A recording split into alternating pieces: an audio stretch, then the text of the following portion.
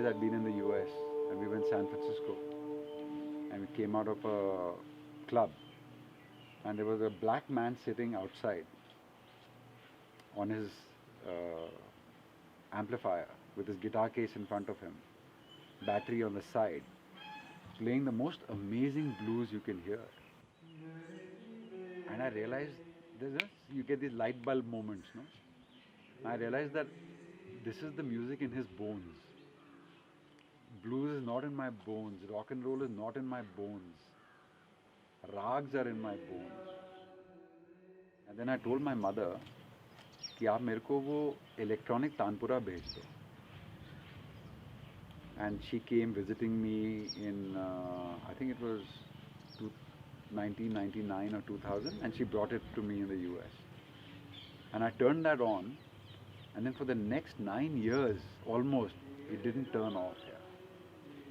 Whether I was sleeping, I was awake, I was in the whatever I was doing, that tanpura was playing in the background. Yeah. And over the years, that constancy of that sound and that thing got into my bones, and I realized that this tanpura is the canvas on which music is written.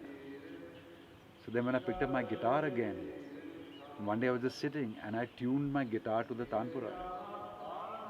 And then for the first time when I struck that, it was like, this is what I've been waiting for. So I wanted to play rhythm. I wanted to play harmony. I wanted to play melody. All of them. The three things that make up music. Right? मुझे तीनों करने थे. I just wanted to express all three aspects of what we fundamentally consider music to be. And like all societies, the US is very stratified. According to the amount of money you make, you interact with a very narrow band of people. So what happened is I got to dive into the places where the rest of the dropouts of society hang out. Yeah. And that is where the crazy musicians, the wild artists, the people who've really taken the risk to give it all up to experiment with themselves and who they are and all that were there. So I met musicians who I got to play with that taught me instruments like a didgeridoo and things that I'd never heard of before. And I've carried this dream of an electric car, the absolutely viable electric car, with me since 1989. So I was an INS Vikrant, and I thought Ratan Tata was the person, because everybody thought Ratan Tata was the person, right? Is that if he liked your idea, that something would come of it.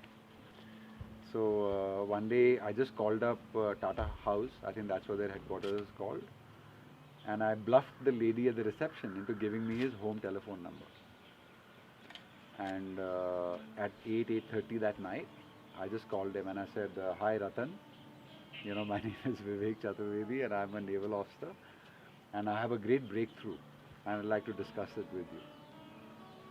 He said, "What's it about?" It's very strange, I said, "It's about an electric car that can change the world." So just to put in perspective, I've been carrying this for the last 26 years. And sometimes ideas take that long to mature. And sometimes people also take that long to mature. So he said, "All right, I like the sound of what you're saying." So we had a little bit of a conversation, and I was, I had a little alcohol in my system, so I was feeling like a tiger. And he said, "Come by my office tomorrow at 3 o'clock. But he couldn't leave the ship in civilian clothes at 3 o'clock. That was PT time. So I had on my white shorts and my white t-shirt and my white shoes and a cycle. So I cycled to Ratan Tata's office and I walked up in my PT dress. And I could see him sitting inside his office, and his executive assistant was the person speaking with me. And in a brown paper bag, I had my plans for the car. And so this guy's job is obviously to screen out the crazy people that might want to talk to Mr. Tata. So he kept asking me, he said, "Show me what's in the bag." And I said, I'll show you only if you promise me that I'm going to go in there and that you get me out of the Navy. So he said how that thing ended was that I said मैं तुमको नहीं दिखाऊंगा जब तक तुम ये मेरे को promise नहीं दोगे, and he said जब तक तुम मुझे ये दिखाओगे नहीं मैं तुम्हें अंदर नहीं जाने दे सकता. And I said all right, I'm not interested, thank you very much. And I shook hands and I left. And I continued with that. I still have the originals of what I was going to take there.